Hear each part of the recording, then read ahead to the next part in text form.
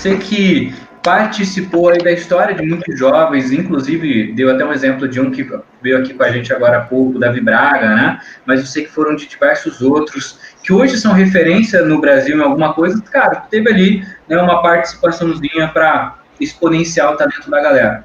O que você hoje, como... Cara, você foi eleito, né? Foi eleito o melhor mentor do Brasil? Fui, em 2017 para 2018, eu fui e todo ano você fica como finalista. Fico entre os finalistas, todo ano eu tô lá. Mas é porque eu tenho essa coisa de criar, de compartilhar conhecimento, né? É uma coisa que está muito dentro de mim. Eu faço isso, outro dia até me perguntaram por que eu faço isso.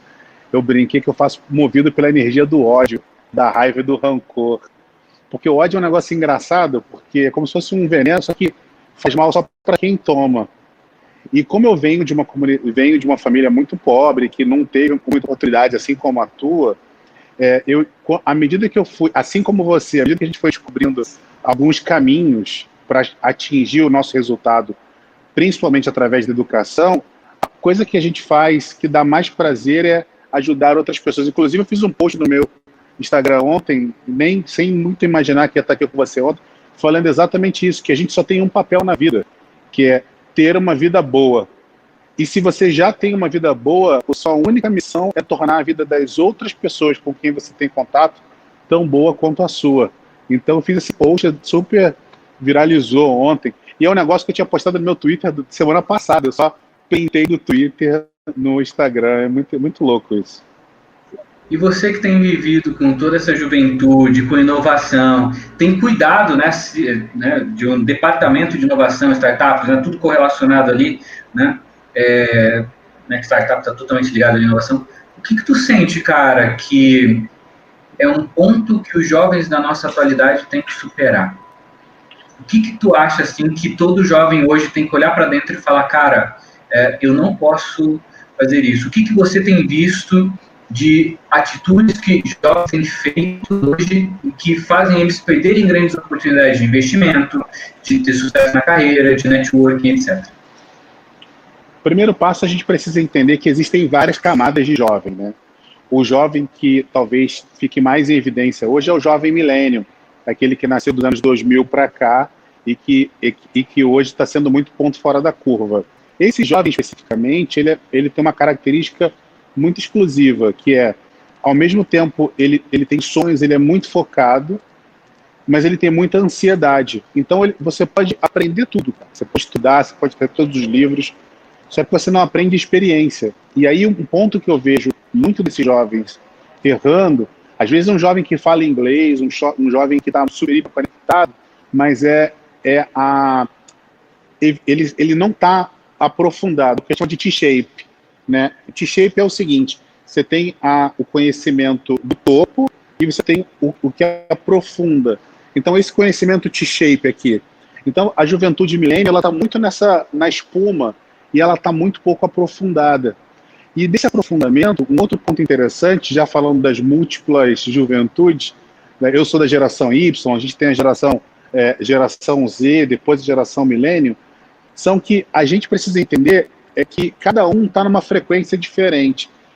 Para quem conhece um pouquinho de engenharia de som, por exemplo, tem as frequências. Então, quem está compartilhando conhecimento como você, consegue entrar na frequência dos millennials e comunicar com ele. Ao mesmo tempo, você consegue entrar na frequência da geração Z, da geração Y, dos baby boomers, de outras gerações, e também conversar igual. Os empreendedores, os jovens que eu conheço que mais se destacam são esses, que conseguem ao mesmo tempo falar com iguais, mas ouvir e aprender com os diferentes. E aí vem aquela última pauta que eu gosto muito de falar também, que é diversidade. O jovem ele tem que entender que diversidade não está relacionada apenas a gênero, a sexualidade. A diversidade também está no conhecimento. Cada um de nós tem um conhecimento específico e esse conhecimento específico ele é o composto de um todo. Todos nós hoje somos interdependentes de maneira isolada.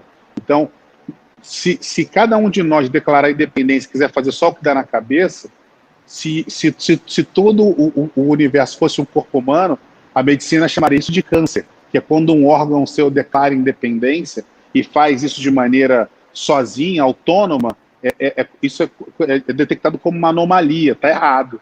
Então, o seu intestino sabe o que faz, o seu coração sabe o que faz, o seu cérebro sabe o que faz. Então, cada parte do seu corpo, ele tem um ponto de aprendizagem e conexão. E é isso que a gente tem que entender no jovem. O jovem ele precisa entender que tudo tem o seu tempo, desde que não demore muito. Ao mesmo tempo, ele precisa ter humildade intelectual e saber que ele tem que estar aberto para aprender o máximo de coisas possíveis, mas, ao mesmo tempo, ter delicadeza e cuidado na hora de expor a sua verdade. Isso vale, por exemplo, para quem está observando hoje essa série da Emily in Paris, da Netflix. Mostra um pouco de como é um jovem entrando num ambiente muito tradicional e como isso pode estar se adaptando, principalmente com o uso das redes sociais. Cara, eu vou te fazer uma pergunta que eu não faria para outras pessoas, mas é porque eu sei que você tem uma humildade de responder essa pergunta de uma maneira que pode ajudar as pessoas. Você é um cara que saiu da favela do Rio de Janeiro, né, cara?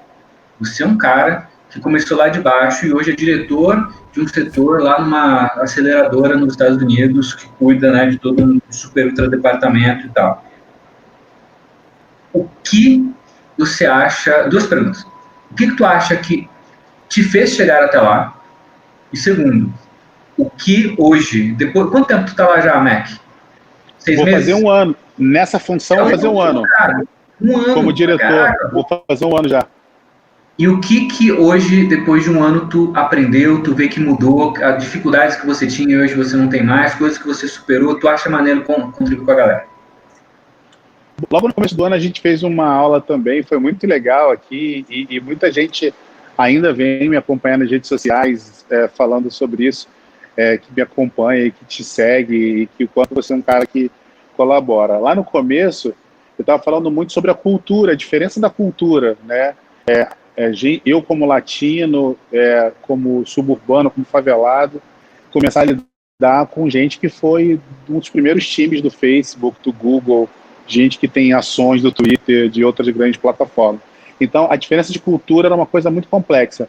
E aí, o que me fez chegar, não só nessa posição que eu estou de diretor de investimentos, mas em todas as posições que eu tive, são 2 caminhos específicos. Uma é uma aprendizagem ativa, que eu estou sempre aberto a aprender e aplicar ao mesmo tempo. É como quando a gente está aprendendo inglês, né? Então, não adianta você ler e não aplicar. Você aprende e fica mais prático quando você passa a assistir séries em inglês e com legenda em inglês, depois sem legenda. Então, quando você começa a provocar, testar o seu limite, né? Então, essa aprendizagem ativa. E o segundo, acho que o segundo grande passo que eu acho que foi um grande diferencial nessa minha trajetória é entender que eu tenho a capacidade de mudar o conceito do que é possível, mas indo muito mais longe do que simplesmente falar como motivação, simplesmente botar em prática ali, botar no papel. Por qual motivo? Porque muitas vezes a gente quando a gente quer uma coisa, colocando um primeiro bloqueio. Por exemplo, eu quero estudar fora do Brasil, só que eu não tenho dinheiro. E aí a pessoa para de fazer absolutamente tudo depois disso, só porque ela não tem dinheiro. Então, o que eu passei a fazer, eu comecei a criar hipóteses na minha cabeça. Então, eu tenho a hipótese que eu não tenho dinheiro. Mas se eu tivesse dinheiro, qual que é o próximo passo? ter um passaporte. Ok. E o próximo passo? Aprender a língua. E o próximo passo? Saber qual curso. E aí você começa, você tira tudo que você tem de restrição, passa a trabalhar com hipóteses.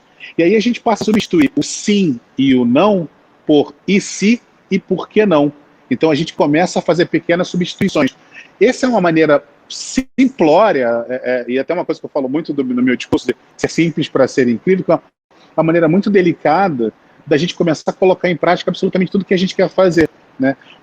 E o resto, assim, por exemplo, aplicar a matemática na coisa. Se você tem um plano, esse plano, não importa o tamanho do plano, se você botar um ano para esse plano, o ano tem 52 semanas. Se você tira a semana do carnaval e a semana do Natal, que você fica com a família, você tem 50 semanas para você aplicar. Se você tem um plano e se você fica uma semana sem fazer absolutamente nada dele, você atrasou 2% do seu plano. Se você fica 4 semanas sem trabalhar, você perdeu 8% do seu plano. Então, são esses conceitos de aprendizagem ativa que a gente tem que colocar em prática, que a gente tem que colocar na ponta final. Fenomenal, cara. E sobre suas dificuldades ou aprendizados nesse 1 ano nos Estados Unidos? Cara, é muito difícil porque o inglês não é minha língua nativa.